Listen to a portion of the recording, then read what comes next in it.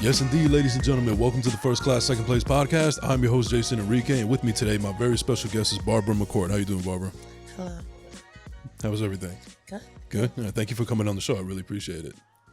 Thanks for asking. Oh, yeah, of course. I mean, I mentioned to you earlier before we got on the show that I think that you have an amazing story, an inspiring story, and I figured that we could share that with my audience because I mentioned on many occasions that I am a mental health advocate. Mm-hmm. And that could go through a different array of things, and even in your case, as far as addiction. So I guess I don't think I've really discussed this kind of topic on my show before, but I guess I would like to, delve into that subject a little deeper, especially considering that in this day and age that we have, where people are afraid to speak their minds, unfortunately, and go through whatever they're going through, and then they have their own demons that they have to deal with. Part of the message is letting people know that it's okay to get your message out there, and it's okay to speak to whoever you need to speak to, because we need to be, we need to be there for each other and help out each other as much as we can. Because in this crazy world, and there's so many people that have that stigma where like they need to tough it out and just be a stronger person, and that's not always the case. I agree. Yeah. Just let me get the mic a little bit closer to you.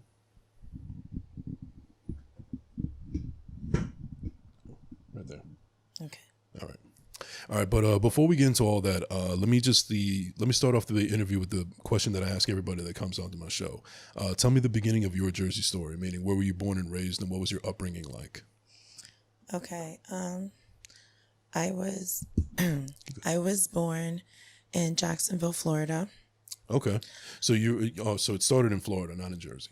Yes. Okay, all right. I was born in Jacksonville, Florida, but the first couple of days I was born, I was sent to New Jersey because I was adopted. Oh, okay. And what's your nationality? Cuban American. Cuban American, nice. You wear those colors very, very proudly, right? Yes. Yeah. Absolutely. What would you say is some of your favorite, I guess for lack of a better term, your favorite things that come from your culture specifically? Like the food is the music. The music is number one for you, because I've known you for quite some time, and I know that dancing is a big part of your life. It is. Yeah. So I guess you came here from Jacksonville, and then afterwards you came here. And what was your overall experience growing up in Jersey, like as a kid up until you were an adult? Like, what was your experience living specifically in Rutherford? I assume. Well, from Jacksonville, Florida, I went to Hoboken. Okay. And then from Hoboken, Jersey City, and then to Rutherford. Right. So would you say that your Jersey roots really come from like the Jersey City, Hoboken area? Yes. Okay. And when you got to Rutherford, what was your experience like there compared to how it was over in Hoboken and Jersey City? The culture is different. How so? Back then, when I first came into Rutherford, the numbers of Hispanics and Blacks were not very high. So to be accepted was really hard. Really? As a Hispanic. Yeah, and it's crazy because when it comes to Hispanics, we all look like so different in so many ways. I mean, different color, different height, different skin tones, everything. It's a multitude of things. And so at first glance, you got the freckles and so on and so forth. So, what was it about? What was it about you that accentuated the fact that you were Hispanic to everybody else in Rutherford? Like, what would you say made you stand out? The way I was dressing. And how were you dressing back then? Baggy pants, with a little crop top with the bandana. Oh, okay, all right. Very MTV-esque, it sounds like. Yes. Yes. Okay, but how would they mistreat you? Is it, would you consider like bullying, or just kind of like shit talking, or what was it like for you? I was bullied. I was bullied. I was called just inappropriate names that people would call, Hispanics. Yeah. That's disrespectful. I would get pushed around. And so I decided to, stick up for myself. That's good. And how did you stick up for yourself? Like, what was that moment that brought it out finally, where you just had enough? It was when this girl pushed me, and I turned around and I fought back. At that point, you said, you know what, fuck this, I had enough, and just right in the face. How old were you when that happened? 13. Wow. Okay. All right. Yeah. And I guess ever since then, you could say that you basically built like a strong foundation for yourself, and you've learned to stick up for yourself, and develop this hard exterior into a strong woman, so to speak. Right. Yeah. And wasn't it liberating once you actually were able to defend yourself? Yes, but I defended myself incorrectly. How so? Do you think you could have handled it better? Yes, more with words, more with staying humble, walking away. But the way I handled it was, disrespectful words, being loud and fighting. But you don't regret it at the same time either, right? No. Because I think that even though we live in a time, and well, not even just live in a time where we're just humans in general, and there's going to come these emotions, and one of them is guilt, and one of them is regrets, and so on and so forth. But I feel like in some kind of way they're necessary, because all the bad stuff as well as the good stuff is needed in order to build our character. Now, from there, we just got to make the better choices as we get older and we get wiser, because we basically know what we should do and what we shouldn't do. Absolutely. Yeah. So, as a kid, what dreams and aspirations did you have that you wanted to do? Like, I know that you're a teacher now, like you're in the school system, but beforehand, did you have any other dreams and aspirations that you had that wasn't related to that, or did you always want it to be in the school system somehow, some way? I've always wanted to be in the school system. You always wanted to teach? Nice. And what gave you the inspiration to wanting to teach? Seeing other teachers. I mean, every little girl would want to be a teacher because they see how the teachers are, or I pretended I was a teacher when I was younger. Trying to make a difference, right? Yes. Okay. What was your favorite subject? My favorite subject was science. Really? Yeah. Any chance that you thought that you could probably get into like the harder stuff, like chemistry or anything? No, just the basic science. Yes. What was your ideal? Well, first of all, what do you teach now? Well, right now I'm an education director for the Board of Education. Okay. Well, now, when I first met you, though, you were actually in the classrooms and teaching, so on and so forth. What were you doing back then? I was teaching. I was teaching kindergarten. Okay. Well, pre-K4 and then to kindergarten. All right. And how long did you do that for? I must have done it for like 11 years. Great job. Like, you loved everything about it? I love everything about it, watching the children grow every day. Yeah.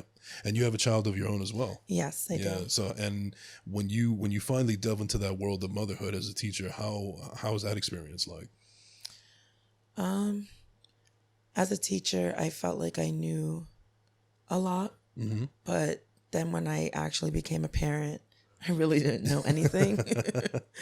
It's different from your child to someone else's child. Right. Okay. Now, and then you did that for 11 years, and then you and then you moved to the position that you're in right now. Yes. Well, I first became a director for a preschool. I ran that preschool for a couple of years, and then I'm an education director now for the Board of Education. Nice. Yes.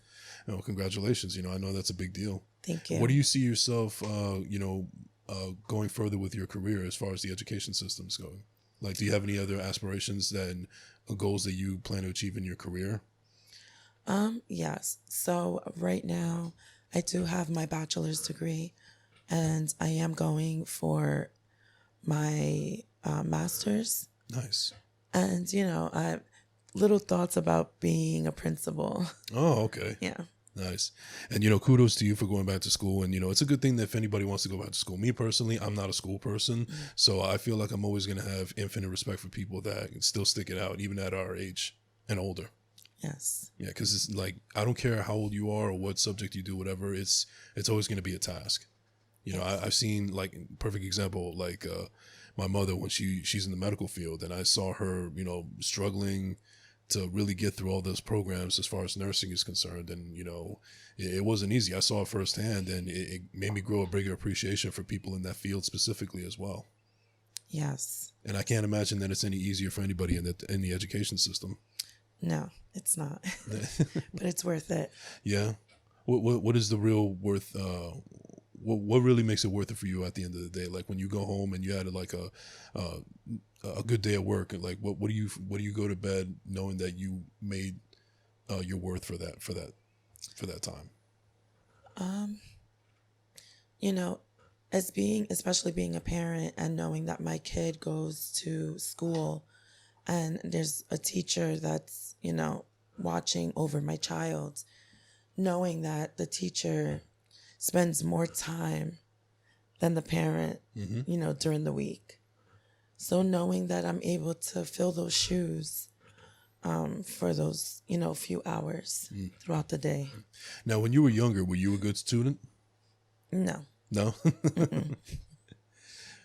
No. Yeah, I wasn't a good student either. What would you say was your some of the things that you were going through that feel like you could have done a better job in school? Like, were you hanging around like the wrong people, or were you just kind of like battling, not battling, but just kind of doing your own thing, or just didn't really have any direction? I didn't have any direction. I had no structure. I didn't follow the discipline that my parents, were giving me. My head wasn't in the place that it should have been. Right. And but I also noticed that for the time that I've known you, I've known you for a couple of years now, is that you value your family very much. Yeah, and I know that they've been with you through thick and thin.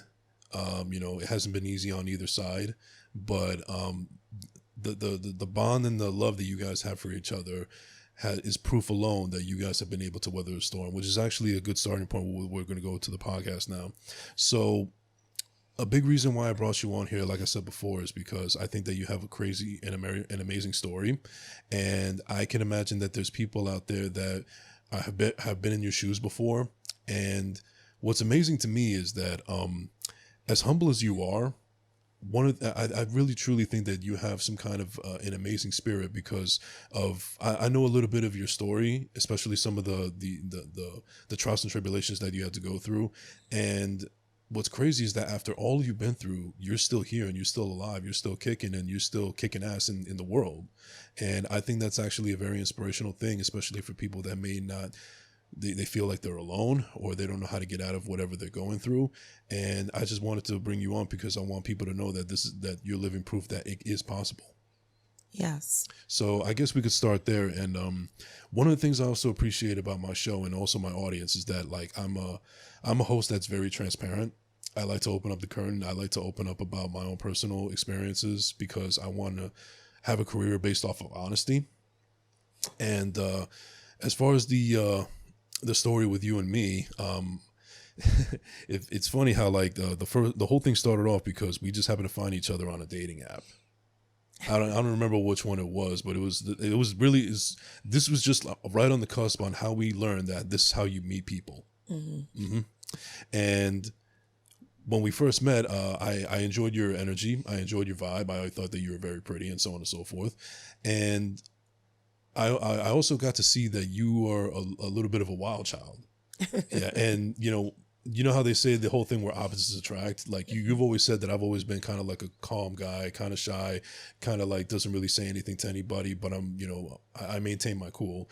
And like you just like the life of the party. But we were able to find that balance and we were able to coexist with one another. But we did have our troubles and tribulations. And a part of that was due to the fact that, going off with your wild personality, there was, a lot of drinking. There was also abuse of drugs, and also just your personality in general. I mean, you could just take all those elements that we just mentioned now, and you've always been this this crazy wild free spirit, which is something that has always been attractive to everybody that has been in your circle. That it's been very radiant, and so I guess I guess I want to know from basically your perspective, like when everything went down between you and me and how we met. I guess I just wanted to know your side of the story, like what was going on through your mind and in your personal life at that particular time, where that eventually led to the trials and tribulations that you went to in order to build you back up. Right. So, then, I was obviously, I did anything to get out of myself. Mm-hmm. Right. And I thought having fun, in order to have fun, I had to, be intoxicated with anything. Mm. And it was happening before we actually met. Oh yeah, I had a feeling. Definitely. Because like when I met you, it wasn't something that you were just experimenting in. It was like, this is already who you were. Yes. Yeah. Yes. And it was something that I was comfortable with at the time. That's who I wanted to be, because I didn't see the brighter side of anything of life. Yeah, and that's actually kind of surprising for me to hear, because with everything that was going on with, you living your best life and partying and doing all this wild stuff and everything, I was kind of under the assumption, and maybe this is naive of me, of thinking that this is just your way of living your best life and this is how you were happy and like this is and everything. But later on, as I got older and as I got to know you as a person, I realized that this is just your own way of masking what was hiding inside, which was much deeper and sadder. Yes. So, and I wasn't privy to that at the time, and I was, kind of naive at the time as well. So, so continue more about that. Yes, I was definitely, no one knew that I was hurting because I had a mask on. Mm-hmm. I used because I didn't want to feel, my past. What did you start using in the beginning? It started with alcohol. Okay. And then it started with I should say what did you start doing? Yeah. Start doing right with No, like what were you getting into in the beginning? Yeah. I was getting into alcohol. Mm-hmm. Pills. Okay. And then, pretty much I was like a garbage. I would do anything. But then I ended up, the last thing I picked up was fentanyl. Which, to anybody out there that doesn't know, that is a very dangerous and very lethal drug. It is so dangerous to the point where people that are addicted to it or try it are very well aware that it could be the first, last, and only time that you do it, because it is that fatal, but they risk it because of the high that it brings them, unfortunately. That's a different situation for me. Okay. I didn't know what it was. Mm-hmm. I didn't know that it takes lives. All I knew that it was a drug, mm-hmm. And it was introduced to me, and then I took it, I did it, and I woke up the next day with the EMT above me. Mm. And you were a mother at this time already, right? Yes. Yeah. And what would you say during that time before you got into fentanyl? Like, what was your lifestyle like, and what were you going through that basically pushed you to the edge, for lack of a better term, to use something like that, or just keep doing in general? I started dating my son's father when I was 30 years old, and to me, that was true love, because he did exactly, the same drugs that I did. Mm-hmm. And I didn't have to hide it from him. Mm-hmm. So I thought, this is great, right. And, I ended up a month later getting pregnant with my son. So it happened very quickly. Yes. So this was all just like a really big rush. Yes. This whole thing with your son's father. Mm-hmm. Wow. I wasn't thinking. Mm-hmm. I was definitely. Well, not only were you consumed with everything that was going on, but you felt like you were in love. Like right. This was the type of person that at one point you would have taken a bullet for. Right. So like my whole life, right, I've been searching for love, because I didn't know what love was. for having abandonment issues because of being adopted and not having a relationship with my adopted mother. I've always searched for love, but the incorrect way. And then when it came to things like that, like meeting a man that does the same things I did, I thought that was true love. Oh. Because when you feel like you found your complete, similar person, and they're into everything that you're doing, and there's so much in common with you, it makes all the sense in the world. And I never met the guy. I don't know him, but I'm assuming that he was possibly a guy that had abandonment issues as well when he was younger. He did. Yeah. And so everything is just like, meshing with the two of you, and you guys are already in that world as it is, and that's how you cross paths, and then, the rest is history. Right. Right. Now, I could assume that you guys are not together anymore. No. No. Okay. And basically, did you see, like, early on what was, like, the dangerous road that you were going down as soon as you got to really get comfortable with him? No, I had no idea. You were lost completely. Yes, yeah. I was lost. I didn't see myself as an addict. I just thought I was having a great time. And when did you finally realize that you were heading down the wrong path? Like I said, I did the fentanyl and I woke up with the EMT above me. And so that was that moment. Right. And I woke up and all I remember was saying, like, cursing. And I was just like, fuck, like, what? You can curse here, by the way. Okay. I said fuck. And the reason why I said fuck was not because I pretty much died, because now everyone knows that I have a problem, which I, in reality was everyone did know I had a problem. But I thought, I was sneaky enough that no one knew about it. But I was Narcan twice.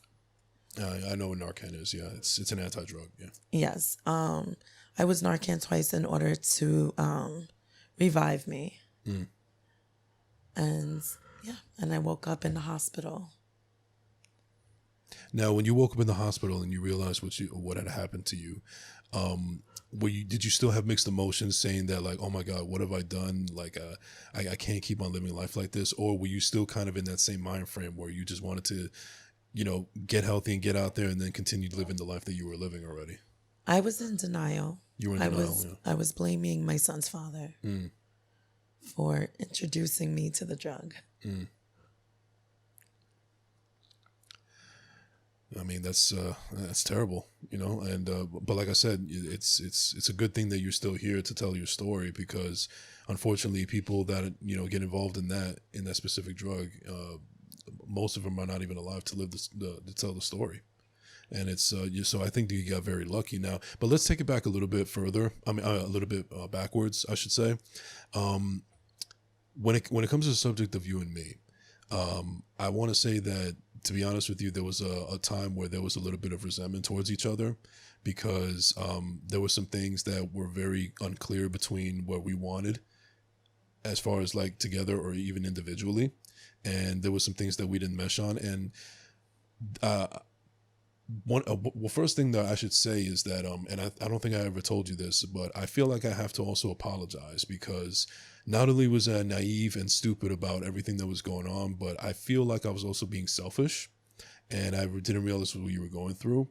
And I don't think I've ever really fully apologized for coming off as very strong-willed and, basically telling you in so many words, like, get your shit together, get your life together. What the hell are you doing? Maybe I should have came at it a better way, as opposed to just being, like, really blunt and really hard-edged about it, because that's not going to do any favors. And it got to the point where, like, you didn't even care for me as a friend anymore. Like, I don't need this guy in my life anymore, because, the way he's coming across, I mean, I don't deserve to be treated that way. So let me apologize to you right here and now, because I feel like I don't think I've ever given you that apology and that respect. So let me give you to that now in front of you and in front of my audience. I think you deserve that. And I also realize that you're a very forgiving person, because even though I feel like I haven't given you that respect and apology, that you still managed to not only just, keep in communication with me and be a friend, and also be on my platform as well to tell your story. So so thank you for that as well, and I apologize for any way that I may have come across or treated you back then when we were hanging out. I really appreciate that, Mm-hmm. and I definitely accept it. Mm-hmm. But in reality, is no one is ever prepared on how to act or, react when it comes to something like that. Yeah. There's, it's not like I gave you a handbook and said, hey, this is my life and this is what you got yourself into. Right. Right. So in reality is, I don't need an apology. If anyone should apologize, it's me. Right. Because, I like pretty much dragged you into my shit, and,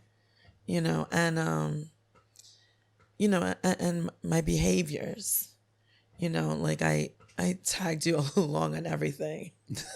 I mean, I went along with it. You did. I did. I don't know if I was just trying to be that, knight in shining armor, or if I just cared for you as a friend in general, but I just didn't feel comfortable to just, leave you be, so to speak, especially since I was like worried of the road that you were going down. Right. And I always thought that there was more to you than meets the eye. And I think that's a big reason why I stuck around as well. I was just waiting for you to, recognize it as well. Yes. Well, it took time. Mm-hmm. It took me to, pretty much flatline in order Literally. Literally. Yeah. Yeah. It took me, to flatline, but that didn't stop me. No. I mean, that shows the fighter in you, the spirit in you. It's right. you can't knock you down easily, especially with everything that you've gone through. And I think that's kind of an interesting thing that we're kind of touching on right now. It's like you've gone through so much in your life that even like it's almost like I don't want to call you immortal or anything like that, but you're like really, really tough to take down. Yes. I had a guard, mm-hmm. and still do. Still have a guard up, because of my past. I was, I have a dark past. Mm-hmm. And I used, and I can't say I used because my past didn't, give me the drug or mm-hmm. alcohol. And I decided to pick up and numb myself because I wanted the easy way out. Mm. You took the easy way out, and instead of putting it all away and locking it in a dark cellar forever, it was just something that you would just you know what it was like. It's like when you're in a car and your check engine light comes on, and then your washer fluid light comes on, and then all these other things come on, but you just keep on putting that black tape just so that you could not let it distract you. Right. That's pretty much what was going on in your life. Yes. Yeah. And the more that you got into it, and I guess the more denial in it that you were, I mean, that would also make me to believe that would lead to some very hostile moments in your life. What would you say was the most hostile that it got for you? And do you use it as not as regret or guilt, but do you use it as motivation to not go back to that way that you were? The most hostile. I have a lot that happens, but I think the most was falling asleep and getting raped from being active addiction, and then not really caring about it. And this is something that I didn't even know. Mm-hmm. This is actually the first time that I'm hearing of it. And I felt like I knew a lot already, especially for the time that we knew. And it's pretty wild to see that, there's more to you. And I feel like maybe I just only scratched the surface, the beginning of it. Right. Yeah. Yeah. Like I said, I do have a dark past. Mm-hmm. Being adopted, I was still in my biological mother's life. Mm-hmm. and her husband at the time sexually molested me at 7.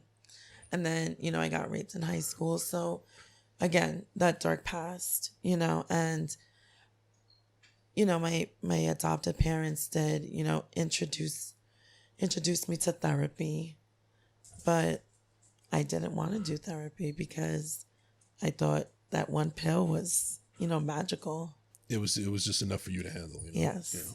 And I've been a big proponent of therapy for a long time, and I think even more so now more than ever, because I think that people are starting to realize that we got to get rid of that stigma of thinking that going to therapy or seeking professional help makes us weak or belittles us in some sort of way. Right. We've had to deal with that for so long, especially us being Hispanic people. That's just not something that we do, especially the old school ones. Right. I don't know if this happened in your family, but in my family, if we wanted to go for professional help or something, they would look at it as a sign of weakness.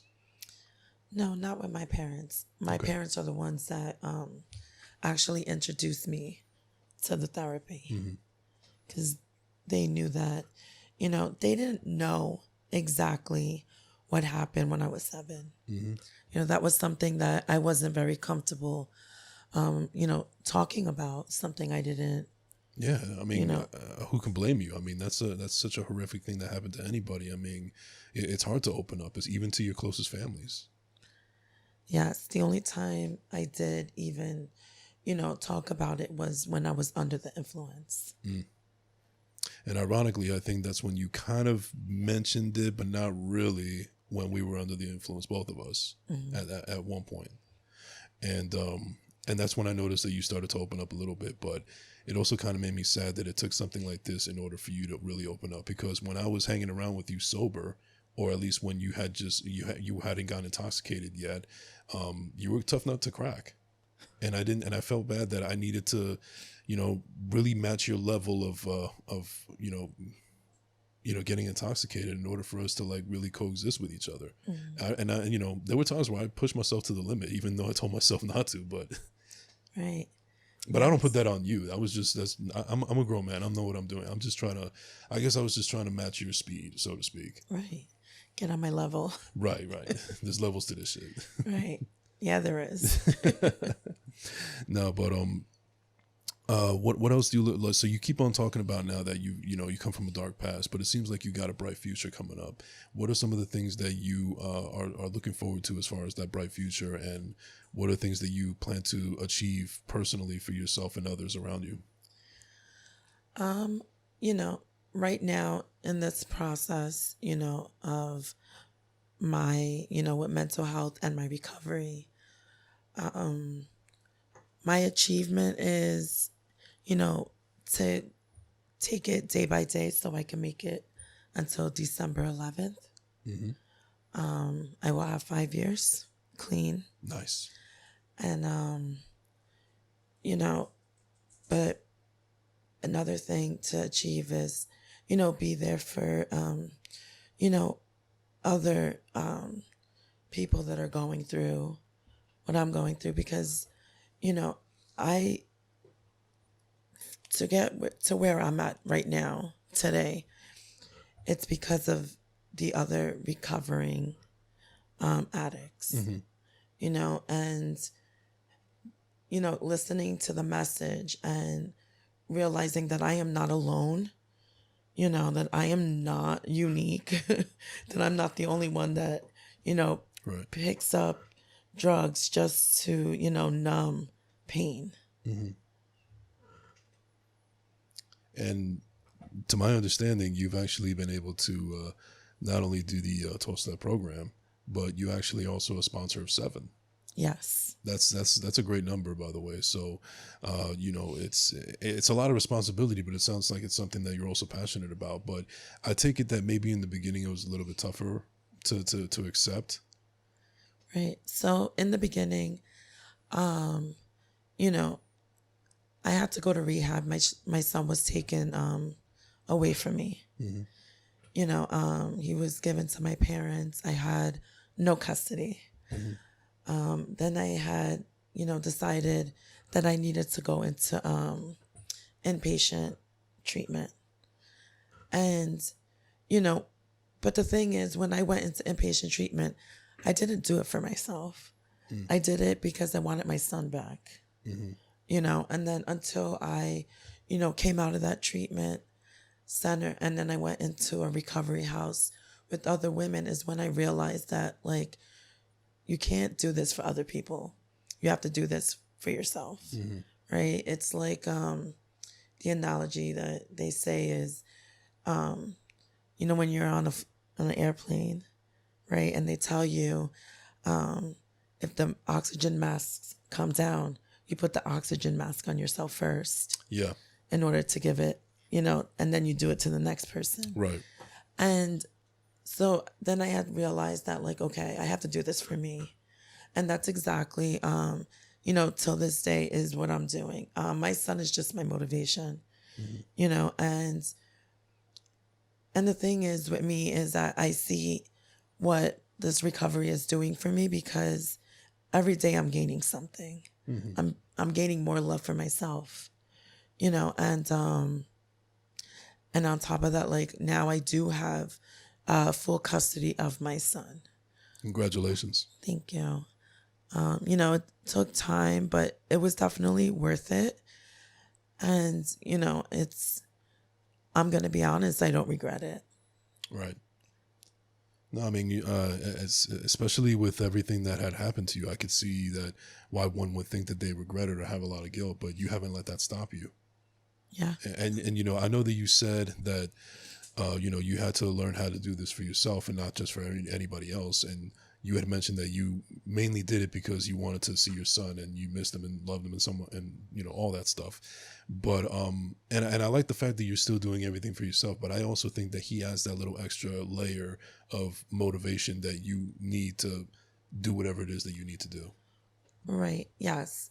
And it's crazy how some things happen because even though your situation wasn't ideal, your son was a gift. Your son was a gift to you because it was a gift that you needed like the most necessary in your life at that time. And, you know, he's there for you. He's still your motivation. He's your one of your main reasons to live, and you want to do right by him. Right. Do you ever feel like, even though he's too young to understand, because I understand he's what, 4 or 5? He's 5. See, so I'm pretty sure, especially at that time, he was too young to understand. But do you ever feel what at that time? Did you feel like that you in some way or in some way or the other were failing him? Yes. I did once I went into treatment is when I realized that I had a problem. And, you know, shame on me for bringing a baby to this world. That, you know, that's what I felt, you know, that I brought baby to this world and he has to deal with the mom that's going through, you know, all this, you know, this mess, picking up, you know, drugs. But you're in a better place now, and he looks like he's in a better place with you, and he's making you better. Yes. Today I say that my son did save my life. Oh, absolutely. There's no question that he did. Mm-hmm. I mean, I don't even want to bring up any hypotheticals or play devil's advocate if he wasn't around, because that's not fair. That's not fair to think, and shouldn't even be brought up. But you know, but I do go back to what I was saying as far as like your son was your gift. He's the greatest thing that you ever did in your life. I mean, I feel like at the end of the day, you can do all these accomplishments, you can have all these goals and aspirations and so on and so forth. But I think thus far you've achieved the biggest dream that you could do, and that's being the best mom that you can be to your son. Right. Absolutely. You know, again, I couldn't love myself. I didn't know how to love myself. Mm-hmm.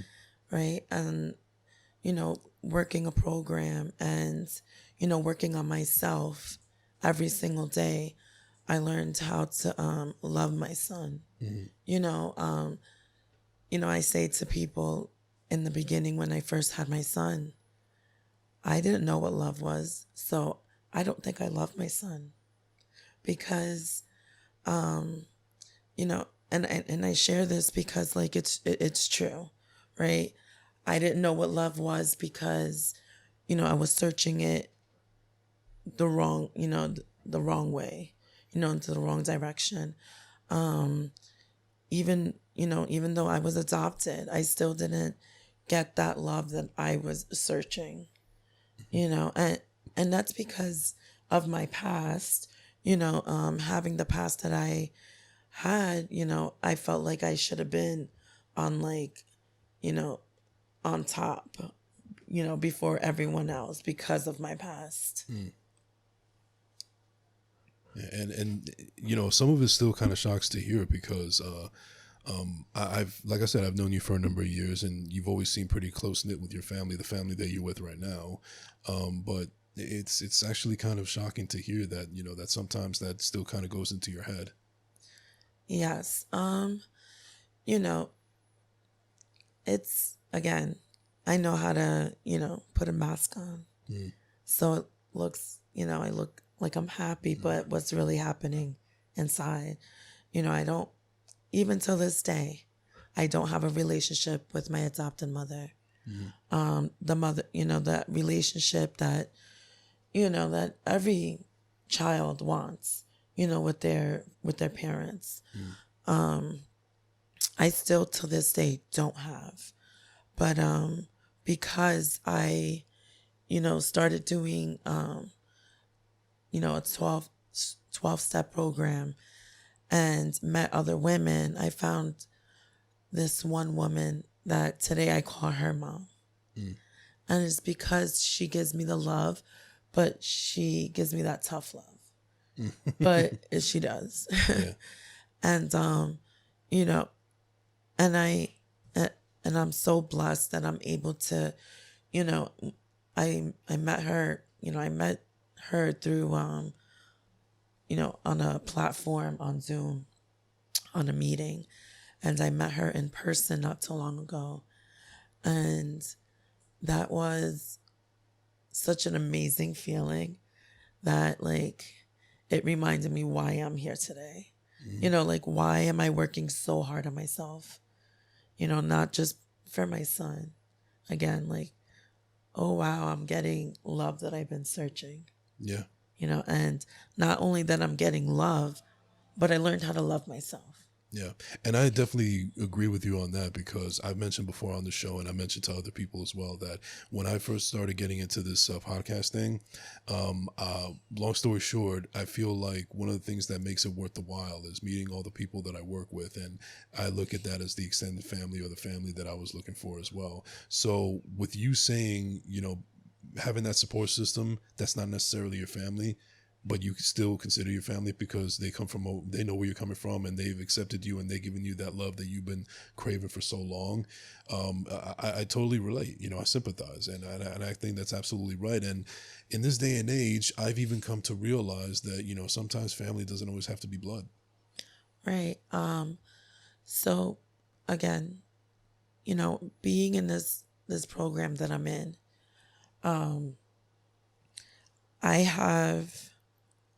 I can say I am a very lucky individual because I have a big, big family. And the reason why, and it's not the blood family, it's the family that understands me, that doesn't judge me, that accepts who I am. I can tell them, about my past and they're like, okay, and, and it's like, oh, okay, I guess my story is shit. No. No, but, I get where you're coming from. But that's just because that just shows, the program that I'm in, I built such strong relationships and friendships. I couldn't hold a friendship with anyone, with any woman. I fought every female that gave me a dirty look, and but I don't do that today. I cherish, other women. Right. And I'm there for other women and they're there for me. And sometimes I'm like, oh my goodness, Barbara's friends with other women, because I was never, I was never like that. But reality is today I love the women, especially if you're fighting. Listen, I'm going to have 5 years in December, and till this day, I'm still fighting for my life because I could turn around any day, pick up just one, one substance. And I'm going to tell you this right now. I'm not going to make him back. Good. I won't. It's something like I won't. I know that if I was to ever go out again, I won't make it back. Right. And, and I can say this, I've never had a relapse. Good. So I went into the program and, I have been nonstop. I'm telling you, like, it's the program that I'm in, the 12 steps, is what's everything. Mm-hmm. It's I have a sponsor. She guides me in my recovery. Mm-hmm. And like for another woman to guide me in my life, right? Because now I got to work on myself. It's not just, okay, I'm not picking up a drug and that's it. No, it's more than that. It's not, I'm not, I'm not numbing a pain. Now I have to deal with my mental health, right? To my behaviors. I can't fight anymore.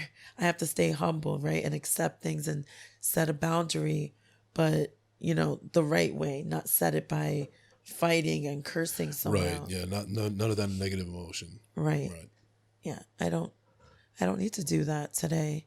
I'm worth so much more. And again, with the 12-step program, I learned how to work on my emotions, how to talk about my feelings. I learned how to deal with certain situations, right? If I'm having fear about a certain person and if I'm in danger, I know when to walk away now. Nice. I'm able to acknowledge, my safety today. Yeah. That mask that you were talking about earlier, that metaphorical mask, do you still carry it with you? Do you still feel guarded at times, even though you've made so much strides in your life thus far? There's moments that I do put a mask on, right? Because at the end of the day, mental health and addiction come hand to hand. Mm-hmm. It's a mood, a chemical imbalance in my brain, right? Mm-hmm. Especially addiction, right? People say it's not a disease. It is, right? Because it's a chemical imbalance. I'm one of those people that fully believe that it is. I know that there's those people out there that want to make the excuse that it's not. Listen, that's your right. If you want to believe that, fine. But I'm of the belief that it is. Right. So again, it's a chemical imbalance. I didn't ask for it to come, mm-hmm. right? But it came, and and this is what we say: we're not responsible for being, for being addicts, but we are responsible for our recovery. Mm-hmm. Right. When it comes to, my mental health sometimes still, I get reminded, like, I'm not invisible. I still have my moments where we're all human at the end of the day. Yeah, when the depression does kick, I have, some mental health disorders that I was diagnosed with. Mm-hmm. And, and I'm working hard on it, but at the end of the day, I'm not going to be 100% cured ever. Right. Right. It's just learning how to cope. Yeah, no, and that's like one of the things that we were talking about earlier when it comes to therapy. Like, I think what people also misconstrue a lot of times is that when they're going through something, or they're really fighting, depression or whatever it is, and then afterwards they actually go out to seek professional help. And I'm guilty of this, but people have to realize that it's not something that you go kind of like as a resort, and then afterwards eventually you think you're going to be all cured and then you can live the happiest life ever. No, this is something that is a constant thing to check in at all times, because the mind is much smarter than we give it credit for, and it loves to play tricks on us if we allow it to. But it's something that I'm not doing it right now, but I do plan to because I think it is important, and I think that I would benefit from it.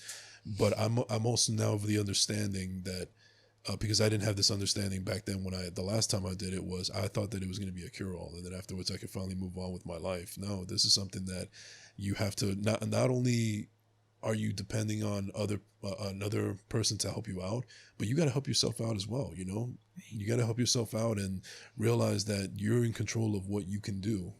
You know, whatever is in your control, you have to take seize of it. You have to seize it, and it's never easy. It's always going to be an uphill battle, but getting your foot in the door, you're already winning half the battle, in my opinion. Right.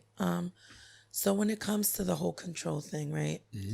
Again, I work the 12-step program. So, and I'm a very big believer with it. But when it comes to, control, when it becomes self-will, it's not good, But when I hand it over to something that's higher than I am, right? I allow that that higher, the higher power to guide me, because I guided myself and I died, so I'm going to take, suggestions from people that, that have years under their belt. Yeah. Well, it's good to be open-minded too. Right. Oh, absolutely. Because I think partly, with that mass that you were mentioning earlier, that metaphorical mass, is that it was just blocking out anything that was like coming your way, whether negative or positive. That was like your ultimate Fort Knox wall. Like nothing was going in. Yeah. No. Yeah. Yeah. Trust issues. I mean, listen, we're all human at the end of the day. Right. And I'm a working progress and I still have trust issues. So it's, it is every day, like I said, like every day is going to be a working I'm always working on myself.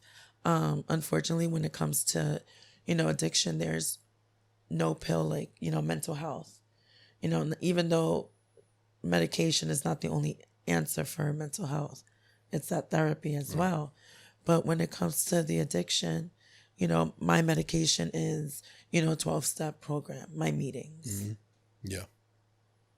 What else are you doing for fun now? Now that you're living in a world that is clean and sober for you and your son. Like, what are some of the things that you like to do? Like, because I remember back then when we used to hang out and everything, that you were really into softball. Like, you were one hell of an athlete. Yes, it's funny because I was just talking about it. The last time I played is when I had my son. After 3 months, I had my son. Right. I had a C-section and I was still playing. Oh, wow. Yeah. So there goes that. But I had to put a balance in my life. I had to focus on me, and, later on things are going to fall into place that I enjoy. But right now, what I really, really enjoy is going to meetings, right? I host, meetings. I'm the face of, a meeting right now.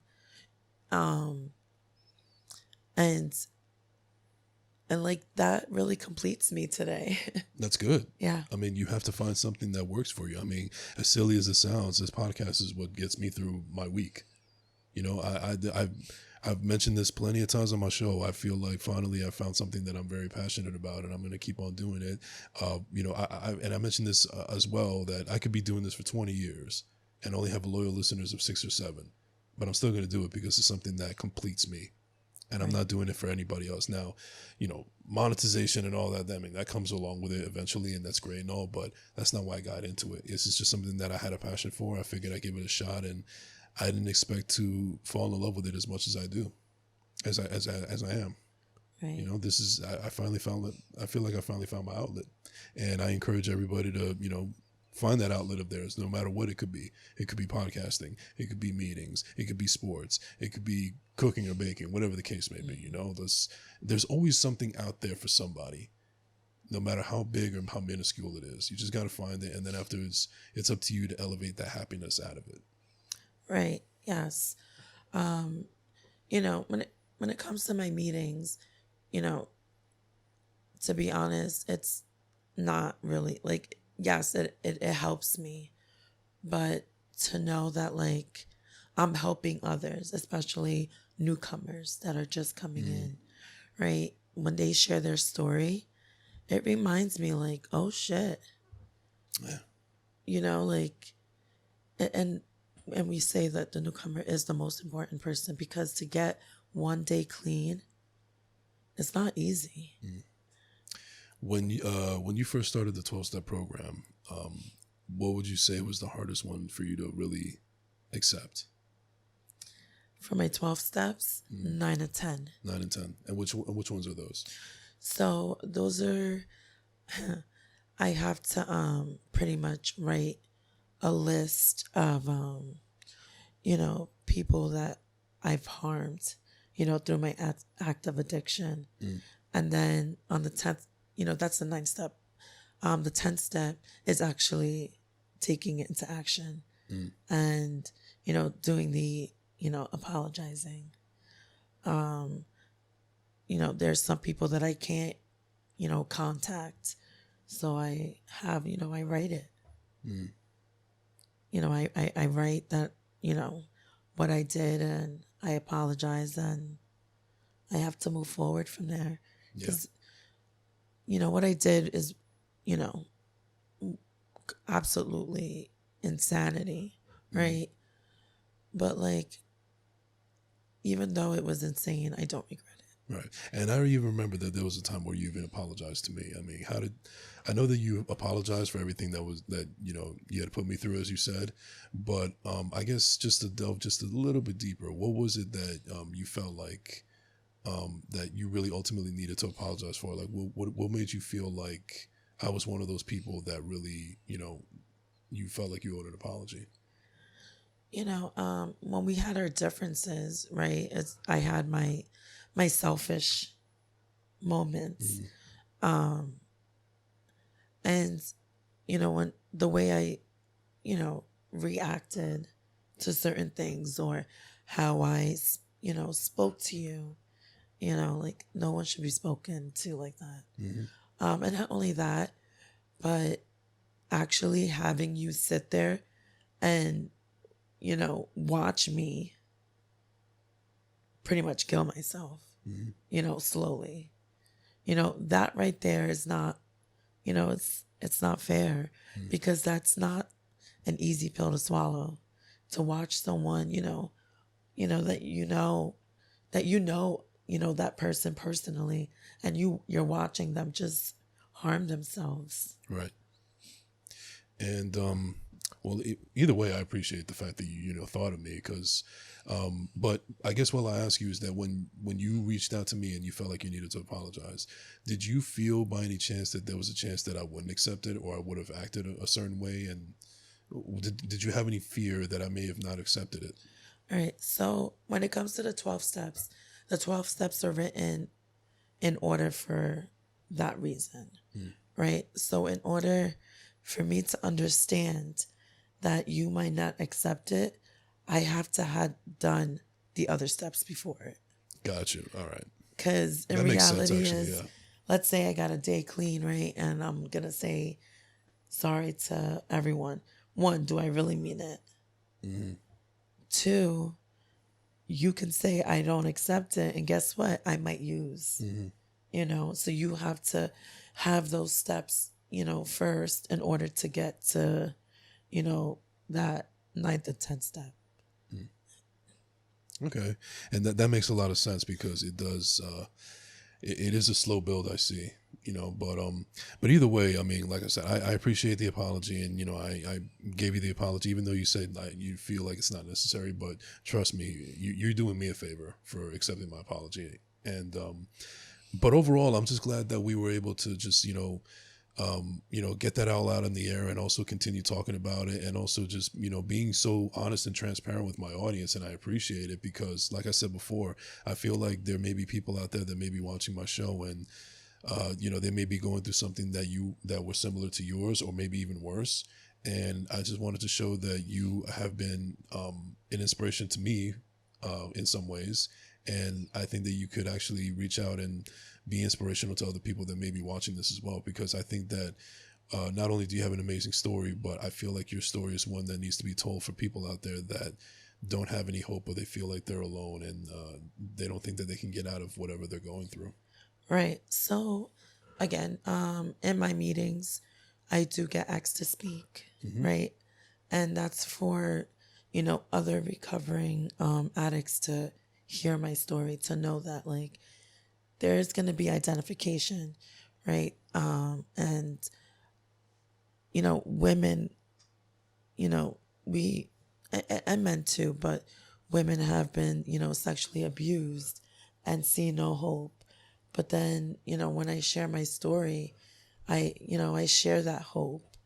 And, and I think right now for your podcast, like this will help, people that have not came into terms yet that they do have a problem. Because people that come into meetings, they know they have a problem, right? But people that are, that are in denial or don't even think they have a problem are not going to come to meetings and hear that message that needs to, that they need to hear and save their lives. So I think this is a great way so that, people know that, like, it's, in the beginning, I was nervous to say, shit, I do have a problem. But, but once I take it day by day, I'm okay with it. I don't have a problem saying that, like, I'm Barb and I'm an addict. Right. Yeah. And listen, I know you may not seem like it right now, but I've actually seen a positive side from you for especially these last couple of weeks that we've been in contact, leading up to this podcast. I see a completely different person, and I'm actually really happy because I feel like this is the person that I knew was inside of you all along, even in your darkest times. So, I'm really proud of you, and you just keep on doing your thing. Thank you. I'm a lot calmer now. That's what that is. Is it?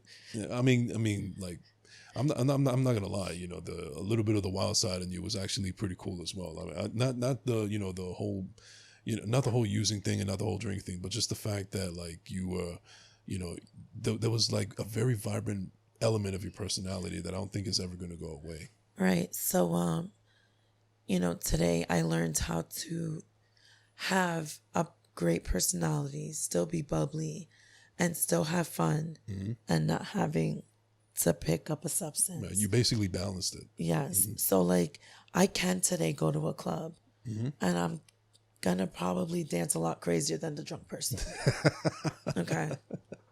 Hey, that's just do you right? But you know what? It's amazing to go home and know, like, wow, I had a great time, and then the next day I remember it. Right, and I don't feel like shit. Yeah. Just remember you had a great fucking time, Right. And you did it all on your own without the help of, like, substance or alcohol or anything like that. No, I didn't do it alone. I did it with people that I know, are I in the understand rooms. Because, to be honest, in the beginning, I didn't know how to have fun while I was, clean, and then getting invited to little dances, and then saw, like, everyone's clean and they're so crazy. I'm like, I think I like this. That's awesome. That's an amazing experience. This is what I like. I found my people. There you go. Yeah. Well, I'm happy for you regardless. And so, I once again, I really appreciate you being honest and transparent with your story and with me and my audience. And, I really appreciate it more than you know. And, like, I've always had, respect for you, but I feel like you've gained a little bit more. Thank you. Today, yeah. So to take a little bit more on a positive end, because I feel like we unloaded a lot of heavy stuff. Right. I mentioned before that you were always really into sports, and you were a hell of an athlete, and so on and so forth, with softball specifically.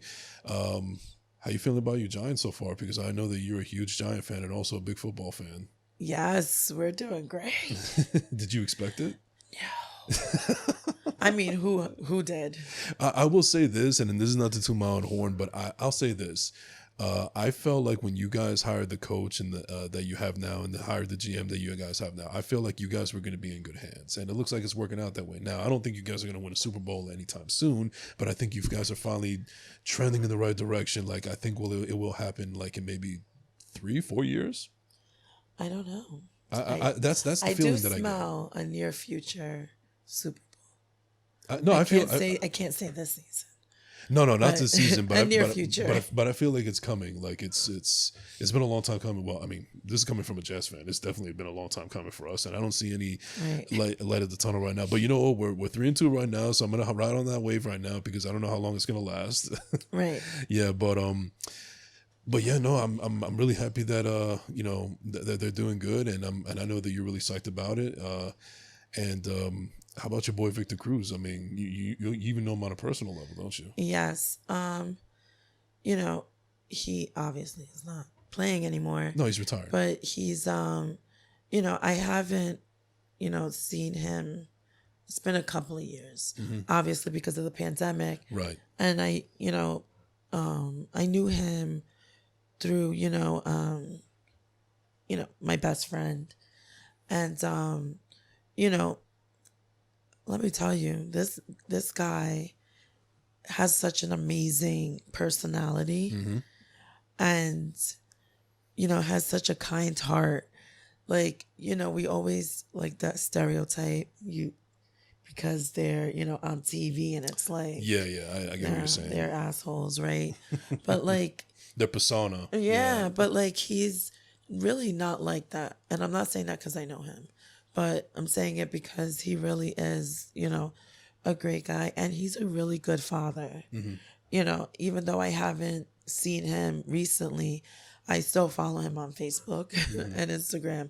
And just to see the love that he has for his daughter, you know, is great. Yeah. I always thought that was pretty cool that you actually knew him on a personal level. Right. Yes. Even though you said it was like, what, through a friend or whatever, but... Well, I met her through a friend where I live, right? And then that's how I knew him in a personal level. You know, we would take our kids to trick or treat for Halloween. If you check my Facebook out, I know, I've seen it, but there's my audience 3 can check pictures. It out, yeah. There's 3 pictures with my son and Victor Cruz when my son was his first Halloween, his second Halloween, and his third Halloween. Right. And then, you know, the pandemic hit and kind of changed everything. There was no party, you know. Right. And you know, before we you know, close out here, I guess just going back a little bit, it's just something that slipped my mind, but it just came back right now. So when you were doing your whole recovery process and so on and so forth, and you know, you're making strides and you're doing good, and then 2020 happens and the world takes a shit with the coronavirus and everything has to be halted, everything is stopped, and like we also have to make adjustments and so on and so forth. What adjustments did you have to go through to make sure that you stayed on top of your sobriety and the program and becoming the better version of Barbara? Right. So I definitely had, you know, it was, okay, to be honest, like in the beginning it was scary because the meetings were starting to close down. But then I remember watching the news and they were saying like, you know, these addicts are not giving up, right? They started finding, you know, Zoom and started to, you know, started to open up meetings on Zoom. And when I was a chairperson in one of my meetings, and I remembered I was like, okay, we need to open up a meeting on Zoom and virtually. And I'm going to be honest, I'm going to always be an addict, but I'm addicted to meetings. So like, especially Zoom meetings, it was great because I was able to stay in my own room, my own comfort, you know. Yeah. Like it doesn't matter what I was wearing from here down. It was only this, right? But it was, you know, it definitely saved my life because you're telling a recovering addict to isolate. You don't want to do that, right? Because that's one of my things that I always did was isolate when I was depressed, you know, or if I was too into my feelings, I didn't want to talk about it. And, you know, not being able to, you know, talk about my feelings on a whole different level, you know, in meetings. I was a little nervous, But to be honest, like, it worked out. And and there's still Zoom meetings now, and I can tell you it saved my life because I don't have to go out. I have my son, right? So, like, it was always hard to find someone to watch my kid, or if my parents had plans, I can't depend on them all the time. And I get it. They don't have young kids anymore. Right. So they don't need to watch, But so it's great that, like, I'm able to, like, my son is able to go to bed, and I just, put a meeting on. And I love it. That's awesome. We even have, like, recovery dances on Zoom. Oh, wow. It's insane, that's pretty cool. but it's great. I love it. I got to see some of that. Yeah. Yeah. I can send you that information. That's going to be awesome. I really have to see that. That's really intriguing. I just have a couple more questions. The second to last one that I'll ask you right now is, if you can go back to the 18-year-old Barbara, what's one piece of advice that you would give to her? That's a good question.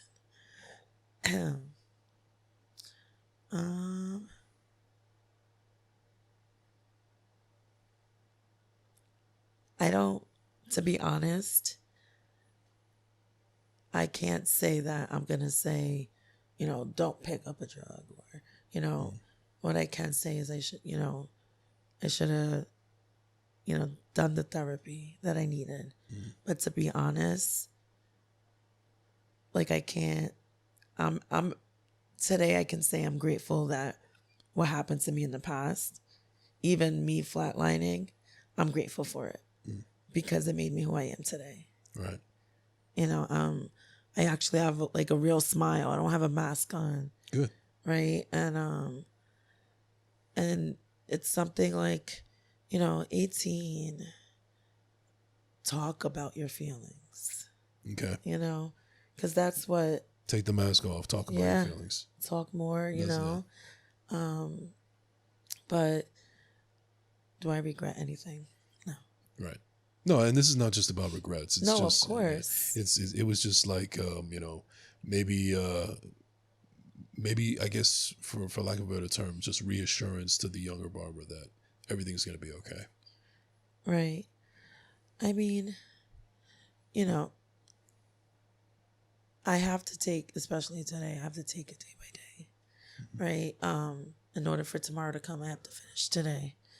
And, like, to be honest, like, the Barbara at 18, like, I was feeling sorry for myself because I was in pain, right? But I didn't talk about it. I didn't get the help that I needed, right? And I wish that I had, I was more verbal about, my feelings. I wish I was, not so mean. I was so mean, but I am not anymore. Promise. No, I don't believe that. I definitely still have it in me. Yeah. Okay. I'm sure. It's still in there, but it's contained. Yeah. I got you. Well, this is a lot of fun, Barbara. I really appreciate you once again, for coming on and being very transparent and honest and open about your story. And, if you ever, I always say to people that, I hope you enjoyed the time here. And if you ever want to come on again, you're always welcome. And before we let it go, though, before we close out this episode, I just have one more question. Kind of ended on a positive note. And if you have seen my show before, which you told me you have, then you know what my last question is coming up next. And, it's, just end things on a positive note. It's not the SATs. It's not a hard question. So don't, have to rack your brain about it. It's just something that we're going to have a little fun with. And it's something that my audience has actually really enjoyed at the end of each segment, after each episode. So you, Barbara McCourt, if they were to make a movie on your life, and it'd be one hell of a crazy movie, which actress would you like to see portray your character, and why? And to help you out, they don't have to look like you. They don't have to sound like you. It's just somebody that you admire and you feel like they could play your character to the best of their ability. I can't think of her name, but let me help you out here. What was she in? Like, what have you seen? Euphoria. Zendaya? Yes. Okay. Because you watched the show, of course, right? Yeah, it's a great show. Yeah, that's me. When she was addicted to drugs. Right. But you feel like you related to her character. So yes, I mean there were so many people like you need to watch this. She reminds me of you. Like the outgoing personality, but still, was loving. I never put two and two together before, but I could see. Yeah, I mean, if to anybody that's watching and listening right now. Excuse me.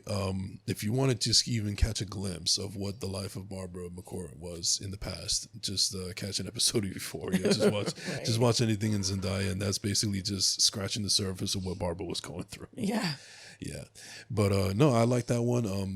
She's actually a pretty popular choice, and but that's a great answer, and I appreciate it, and I appreciate you coming on the show. Thank you for not only being a guest on First Class Second Place, but also just after all this time, after all the things that we've been through and we've gone, and like the trials and tribulations and some of the miscommunications and so on and so forth. Program or not, just thank you for being a good friend after everything that we've been through and all the craziness that happened. I just really appreciate that you're still here as a friend, and I'm glad to be here as a friend as well. Right. Thank you. I really appreciate it. Yeah. So before we get out of here, is there anybody you want to give a shout out to before we close out?